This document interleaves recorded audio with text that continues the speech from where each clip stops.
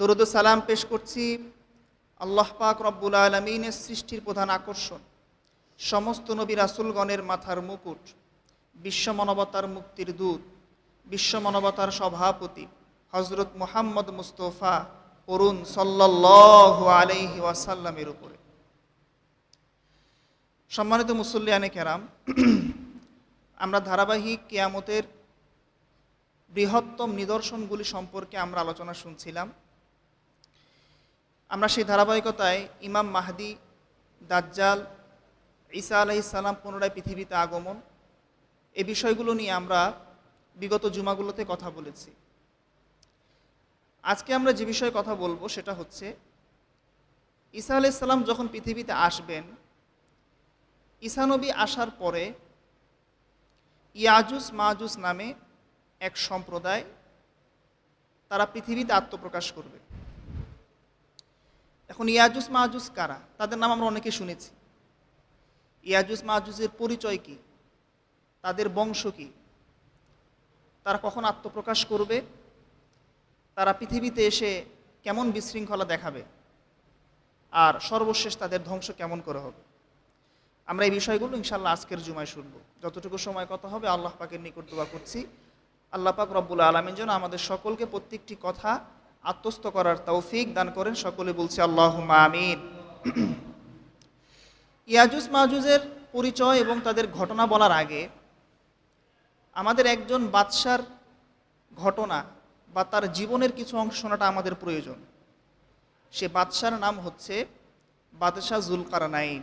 কি নাম? বাদশাহ জুলকারনাইন। এই বাদশাহ জুলকারনাইন কে?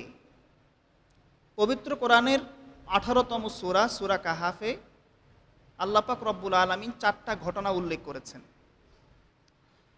প্রথমত 1 নাম্বার হচ্ছে আসহাবে কাহাফের ঘটনা, 2 নাম্বার হচ্ছে মুসা আলাইহিস সালাম এবং খিজির আলাইহিস সালামের ঘটনা, 3 নাম্বার হচ্ছে 2 বাগানের মালিকের ঘটনা, 4 নাম্বার হচ্ছে বাদশাহ জুলকারনাইনের ঘটনা। সূরা কাহাফের 83 নাম্বার থেকে 101 নাম্বার আয়াত পর্যন্ত আমরা যদি পড়ি, ব্যাখ্যাগুলো যদি আমরা দেখি, সেখানেই আপনি বাদশাহ জুলকারনাইন প্রসঙ্গে আপনি আলোচনা পাবেন। ইয়াজুজ মাজুজের ব্যাপারেও সেখানে আলোচনা আছে। তো এই যে বাদশাহ জুলকারনাইন, তিনি পৃথিবীতে ছিলেন, তিনি কোনো নবী ছিলেন না, বরং বাদশাহ জুলকারনাইন ছিলেন একজন ন্যায়পরায়ণ, সৎ, আমানতদার একজন বাদশাহ। তাকে আল্লাহ পাক রব্বুল আলামিন এত ক্ষমতা দান করেছিলেন, তিনি পৃথিবীর 3টা প্রান্তে পৌঁছতে সক্ষম হয়েছেন। প্রাচ্যে, পশ্চাত্যে এবং উত্তর মেরুর যে পর্বতমালা আছে, তিনি সেই পর্যন্ত পৌঁছতে সক্ষম হয়েছেন। সুবহানাল্লাহ পাঠ করেন। মানে পৃথিবীর পূর্ব দিকে শেষ পর্যন্ত, পশ্চিম দিকে একদম লাস্ট পর্যন্ত, আর উত্তরের যে পাহাড় পর্বতগুলো আছে এই পর্বতের মাঝখানে পর্যন্ত তিনি কি সফর করেছেন। তো এই বাদশাহ জুলকারনাইনের ঘটনা আল্লাহ পাক রব্বুল আলামিন পবিত্র কোরআন সূরা কাহাফে এনেছেন। আল্লাহ পাক রব্বুল আলামিন বলেন, ওয়ায়াসআলুনাকা আন যিল করনাইনি কুল সাআতলু আলাইকুম মিনহু যিকরা। আল্লাহ পাক রব্বুল আলামিন বলেন, তারা আপনাকে বাদশাহ জুলকারনাইন প্রসঙ্গে জিজ্ঞেস করে। আল্লাহ বলেন, নবী আপনি জানায় দেন, আমি আপনাকে বাদশাহ জুলকারনাইনের সামান্য কিছু অংশ আপনাকে আমি বর্ণনা করব। বাদশাহ জুলকারনাইন তিনি কেমন বাদশাহ ছিলেন? আল্লাহ পাক রব্বুল আলামিন বলেন, ইন্না মাক্কান্না লাহু ফিল আরদি ওয়া আতাইনাহু মিন কুল্লি শাইইন সাবাবা। পড়েন সুবহানাল্লাহ। বাদশাহ জুলকারনাইন এমন একজন বাদশাহ ছিলেন যাকে আল্লাহ পাক রব্বুল আলামিন অসীম ক্ষমতা দান করেছেন, আর পৃথিবীর বহু সংখ্যক উপায় উপকরণ বাদশাহ জুলকারনাইনকে আল্লাহ পাক রব্বুল আলামিন তিনি দান করেছেন। সুবহানাল্লাহ। এই ক্ষমতা কাজে লাগিয়ে বাদশাহ জুলকারনাইন তিনি পৃথিবীর 3টা প্রান্ত সফর করেছেন, পৃথিবীর পূর্ব দিক, পৃথিবীর পশ্চিম দিক, পৃথিবীর উত্তর মেরু পর্যন্ত। বাদশাহ জুলকারনাইন যখন পৃথিবীর উত্তরের মেরু পর্বতমালায় সফর করলেন, তখন তিনি দেখলেন 2 পর্বতের মাঝখানে একটা গিরিপথ, সেখানে কিছু মানুষ বসবাস করে। সেই মানুষের বাদশাহ জুলকারনাইনকে বললেন, এই বাদশাহ জুলকারনাইন, এই গিরিপথ দিয়ে একটা সম্প্রদায় ইয়াজুজ এবং মাজুজ তারা এসে আমাদের উপর অত্যাচার এবং বিশৃঙ্খলা করে, আপনি একটু ইয়াজুজ মাজুজ প্রসঙ্গে আপনি কিছু ব্যবস্থা গ্রহণ করেন। বাদশাহ জুলকারনাইন তিনি বলেন, কোরআনে কারীমের ভিতরে আল্লাহ পাক রব্বুল আলামিন বলেছেন, ক্বালামা মাক্কান্নী ফীহি রাব্বী খায়রুন ফাআইনুনি বিকুওয়াতিন আইনাহুম রাদমা। বাদশাহ জুলকারনাইন বললেন যে আমি তোমাদেরকে সহযোগিতা করব, কোনো অসুবিধা নাই। তাদের উপর, তোমাদের উপর যে অত্যাচার এবং জুলুম করে ইয়াজুজ মাজুজ, আমি ওই জুলুমকে বন্ধ করব, তবে তোমরা আমাকে সহযোগিতা করতে হবে। আমি এমনভাবে তোমাদেরকে একটা প্রাচীর নির্মাণ করে দিব, যাতে করে এই প্রাচীর টপকিয়ে ইয়াজুজ মাজুজ তোমাদের দিকে আসতে না পারে। মূলত আল্লাহ পাক রব্বুল আলামিন বাদশাহ জুলকারনাইনকে পরীক্ষা করাটা উদ্দেশ্য ছিল। কারণ তাকে আল্লাহ যে ক্ষমতা দিয়েছেন, এই ক্ষমতাকে আসলে সে মানুষের কল্যাণে ব্যয় করে কিনা, নাকি সে এই ক্ষমতা পাওয়ার পরে সে উল্টা মানুষের উপরে জুলুম করে, আল্লাহ পাক তাকে পরীক্ষা করাটা উদ্দেশ্য। তো আল্লাহ পাক রব্বুল আলামিন মানুষকে যেরকম ক্ষমতাচ্যুত করে পরীক্ষা করে, ক্ষমতা দিয়েও আল্লাহ পাক বান্দাকে পরীক্ষা করে কি করে না? করে। বাদশাহ জুলকারনাইন একটা পরীক্ষা ছিল এটা। তিনি বললেন, ঠিক আছে, তোমাদেরকে সহযোগিতা করবো, অসুবিধা নাই। এই গিরিপথ বন্ধ করতে হলে তোমাদেরকে ব্যবস্থা করতে হবে লোহার পাতের। আমি লোহার পাত, আরও যা যা কিছু লাগবে সব কিছু আমি তোমাদেরকে এনে দিব, তোমরা শুধুমাত্র একটু শারীরিক শ্রম দিবা আমাকে, যাতে করে আমি এই প্রাচীর নির্মাণ করতে পারি। সুবহানাল্লাহ পাঠ করে। সকলে মিলে লোহার পাত আনলো। লোহার পাত এনে ওই 2 পর্বতের মাঝখানের যে গিরিপথ, এটাকে লোহার পাত দ্বারা পরিপূর্ণ করলো। বাদশাহ জুলকারনাইন বললেন, এবার হাপরে দম দাও। হাপর বুঝেন? মানে লোহাকে গরম করে একদম নরম করে, একটা যন্ত্র, এক প্রকার যন্ত্র। হাপরে দম দিয়ে ওই গিরিপথের মাঝখানের লোহাগুলোকে তিনি খুব শক্তভাবে বসিয়ে তিনি আনতে বললেন তামা। তামা গলিয়ে এরপরে তিনি ওই যে প্রাচীর উপর তিনি ঢেলে দিলেন, একটা মজবুত প্রাচীরকে তিনি নির্মাণ করে ইয়াজুজ মাজুজের জুলুম থেকে তিনি ওই সম্প্রদায়কে রক্ষা করলেন। সুবহানাল্লাহ পাঠ করেন। তো এই ইয়াজুজ মাজুজের পথ আটকিয়েছেন কে? বাদশাহ জুলকারনাইন। তো এই ইয়াজুজ মাজুজ তারা পুনরায় পৃথিবীতে, তারা কিয়ামতের আগে তারা আত্মপ্রকাশ করবে। এবং যেই প্রাচীর বাদশাহ জুলকারনাইন নির্মাণ করে দিয়েছেন, প্রতিদিন প্রতিনিয়ত ইয়াজুজ মাজুজ সম্প্রদায় তারা ওই প্রাচীরটাকে তারা ভাঙার চেষ্টা করতেছে, এখনো এই মুহূর্তে করতেছে।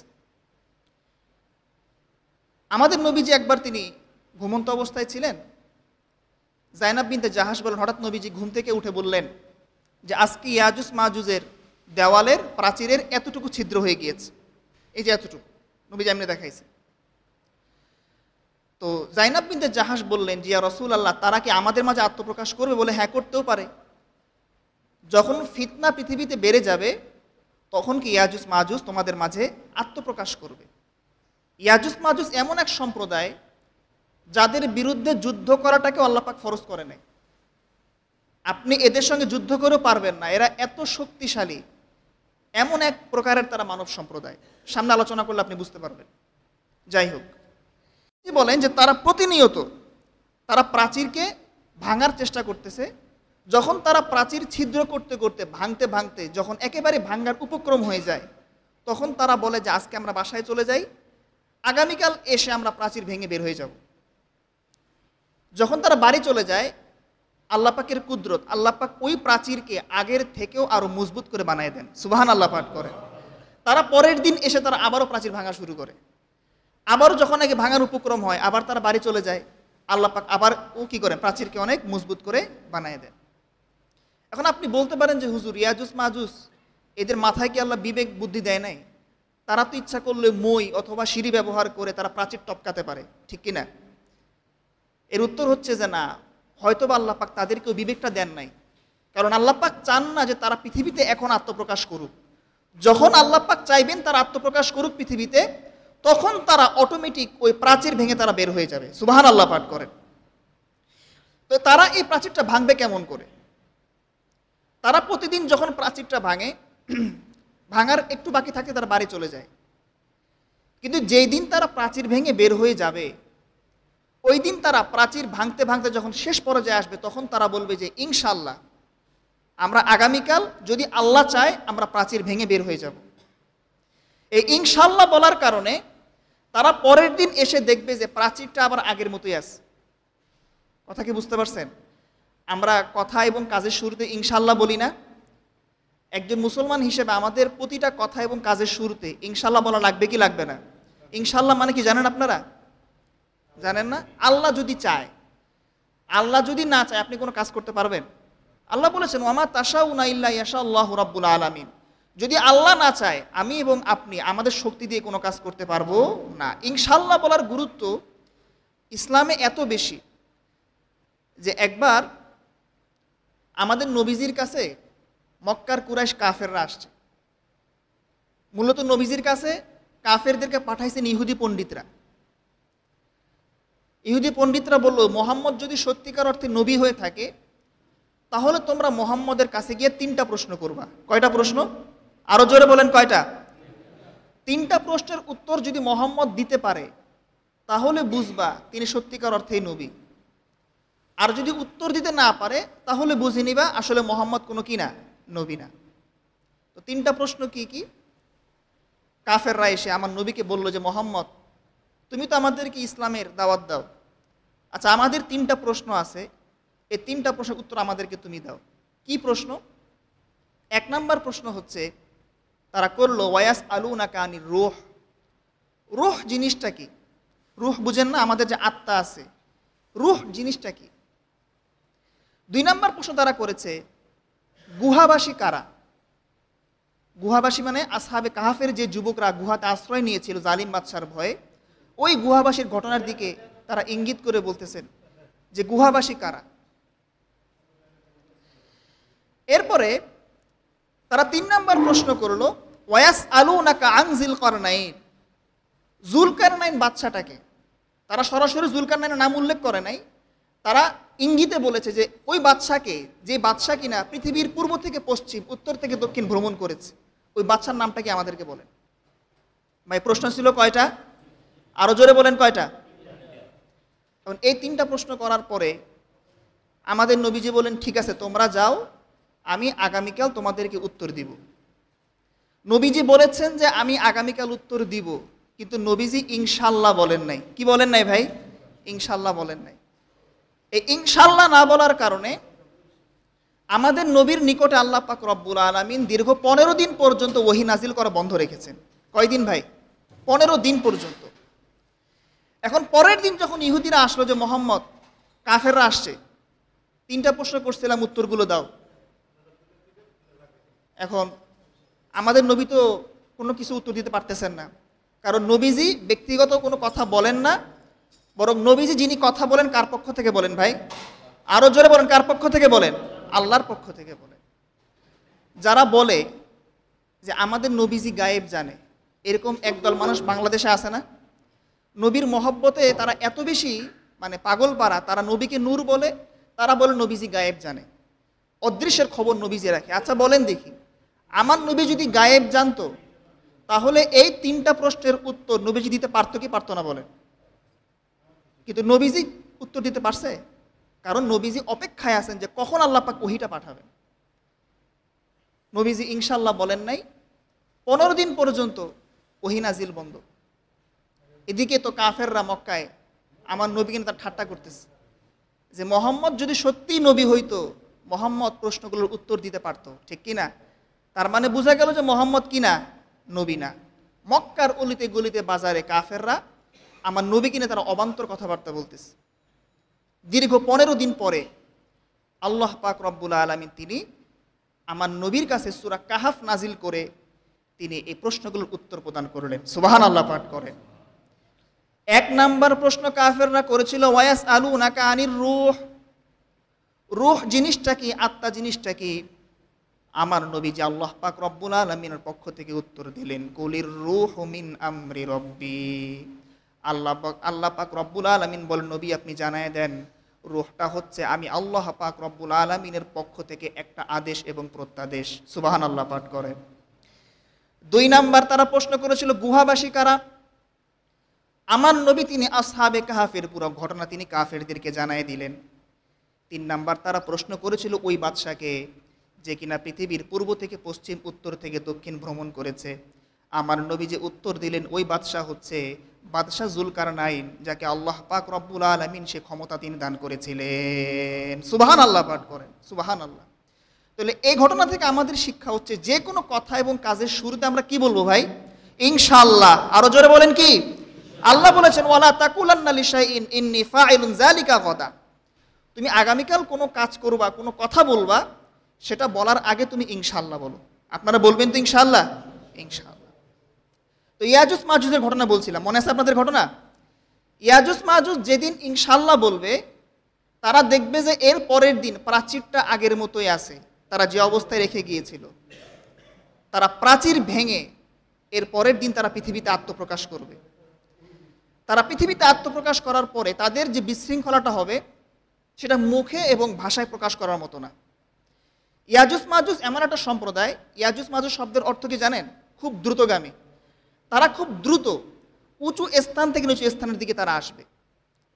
এই ইয়াজুজ মাজুজ কিন্তু মানুষের বাহিরে কোনো জাতি না। তারা আদম আলাইহিস সালামের একটা বংশধর। নূহ আলাইহিস সালামের এক সন্তানের নাম ছিল ইয়াফেস। ওই ইয়াফেসের বংশ থেকে আল্লাহ পাক পাঠাইছেন ইয়াজুজ এবং মাজুজ সম্প্রদায়কে। এদের শারীরিক শক্তি এত বেশি, এক একজন ইয়াজুজ মাজুজ 1000 করে বাচ্চার জন্ম দেয়। সুবহানাল্লাহ। কয় হাজার ভাই? 1000। আমরা দেই কয়টা? 3, 4টা, 5টা, এর বেশি না। ইয়াজুজ মাজুজ কতগুলো দেয়? 1000 বাচ্চার জন্ম দেয় একজন ইয়াজুজ মাজুজ। এবং একটা হাদিসে আসছে, নবীজি বলেছেন যে আল্লাহ পাক মানুষকে সৃষ্টি করার পরে এই মানব জাতিকে আল্লাহ পাক ভাগ করেছেন 10 ভাগে। কয় ভাগ? এই 10 ভাগের ভিতরে 9 ভাগ হচ্ছে ইয়াজুজ মাজুজ, বাকি 1 ভাগ হচ্ছে সারা পৃথিবীর সমস্ত মানুষ। সুবহানাল্লাহ। এবার আপনি চিন্তা করে দেখেন যে ইয়াজুজ মাজুজের সংখ্যা কত বেশি। তারা ওই প্রাচীরের ওই পাশে এখন অবস্থান করতেছেন। তো তারা যখন পৃথিবীতে আসবেন তখন তারা পৃথিবীতে এসে প্রথমত মানুষকে হত্যা করবে। সমুদ্রের পানি তারা নিমিষে পান করে শেষ করে ফেলবে। ইয়াজুজ মাজুজের প্রথম দলটা এসে সমুদ্রের পুরো পানি নিমিষে পান করে শেষ করবে। দ্বিতীয় দল এসে মনে করবে যে সমুদ্রে কোনোদিন পানিই ছিল না। আল্লাহু আকবার পড়েন। কল্পনা করতে পারেন?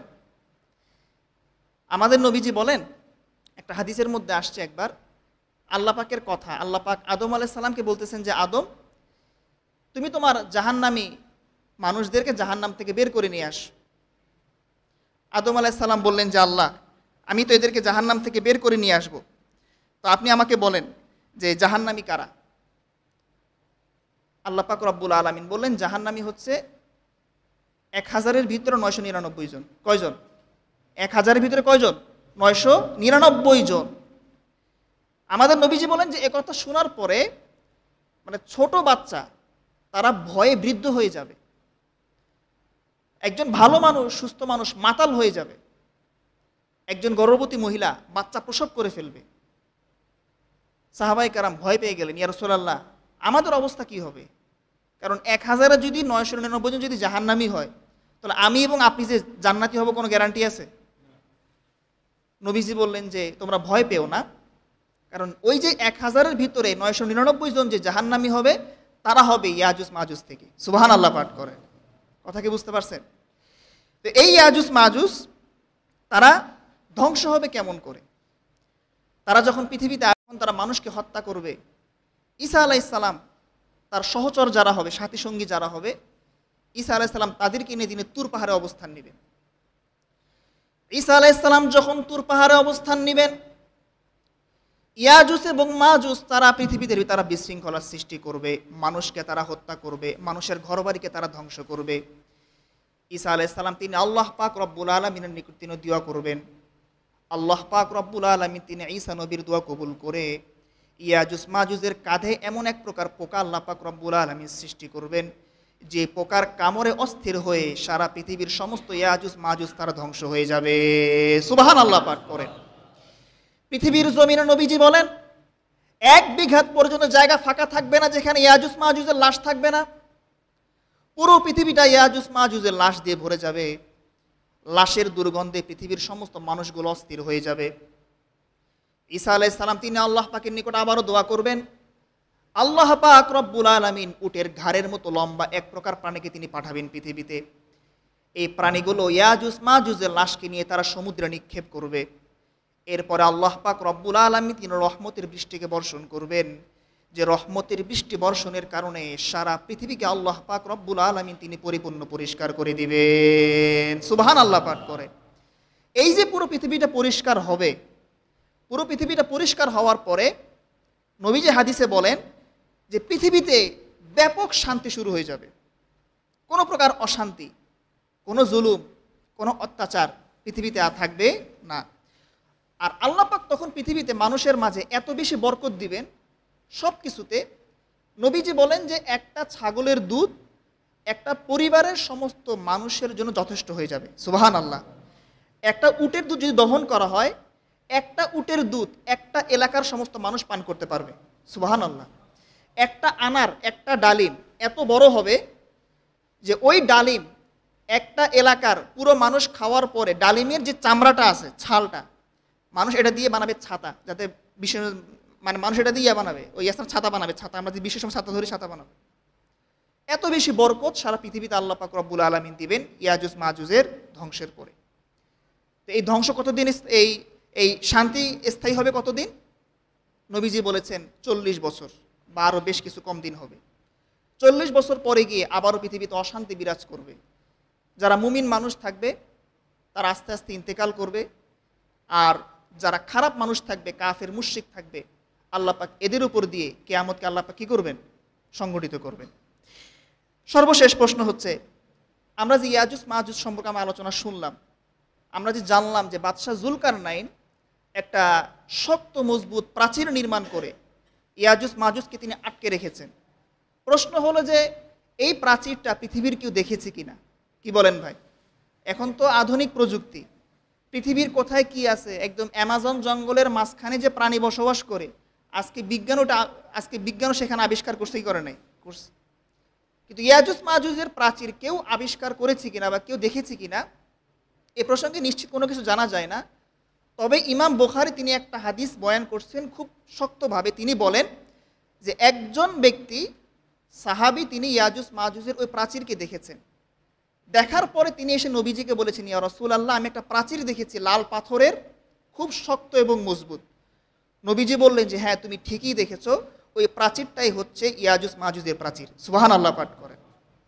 ইবনে কাসির বলেন যে খলিফা ওয়াসিকের সময়কালে তিনি একটা টিমকে পাঠাইছেন ইয়াজুজ মাজুজের প্রাচীরকে সন্ধান করার জন্য 228 হিজরি সালে। তো খলিফা ওয়াসিকের ওই টিমটা তারা পৃথিবীর সব দিক ভ্রমণ করে তারা ইয়াজুজ মাজুজের ওই প্রাচীরকে তারা আবিষ্কার করতে পেরেছিলেন। তারা বলেন যে আমরা দেখেছি যে একটা বিশাল বড় প্রাচীর, অনেক উঁচু, এবং ওই প্রাচীরে একটা মজবুত গেট আছে, আবার গেটে একটা মজবুত তালাও আছে, আবার সেখানে প্রহরী নিযুক্ত করা আছে যাতে করে ইয়াজুজ মাজুজ বের হতে না পারে। তবে দুঃখজনক বিষয় হচ্ছে যে ইবনে কাসির রহমতুল্লাহ আলাইহি তিনি তার এই বর্ণনার কোনো সঠিক প্রমাণ দিতে পারেন নাই, কোনো সূত্রকে তিনি আনতে পারেন নাই। তার ধারণা বা সত্য হলেও হতে পারে। যাই হোক প্রিয় ভাইরা আমার, আমরা কিয়ামতের বৃহত্তম যে আলামতগুলো সম্পর্কে আমরা আলোচনা করছিলাম, ইমাম মাহদি, দাজ্জাল, ঈসা আলাইহিস সালাম, ইয়াজুজ মাজুজ, আমরা এগুলো শুনলাম। বাকি আরও কিছু আলামত আছে, যেমন সূর্য পশ্চিম দিক থেকে উঠবে, আপনারা জানেন। এরপরে দাব্বাতুল আর্থ, একটা প্রাণী আত্মপ্রকাশ করবে। এরপর ধূম্রজাল দেখা দিবে। এগুলো প্রসঙ্গে আমরা হাদিসের আলোকে আমরা আগামী জুমাতে কথা বলবো ইনশাআল্লাহ। আজকে যে কথাগুলো আমরা শুনলাম, আল্লাহ আমাদের সকলকে প্রত্যেকটা কথা মনে রাখার তৌফিক দান করুন, আমিন। আসসালামু আলাইকুম ওয়া রাহমাতুল্লাহি ওয়া বারাকাতুহু। যারা সুন্নাত পড়েন নাই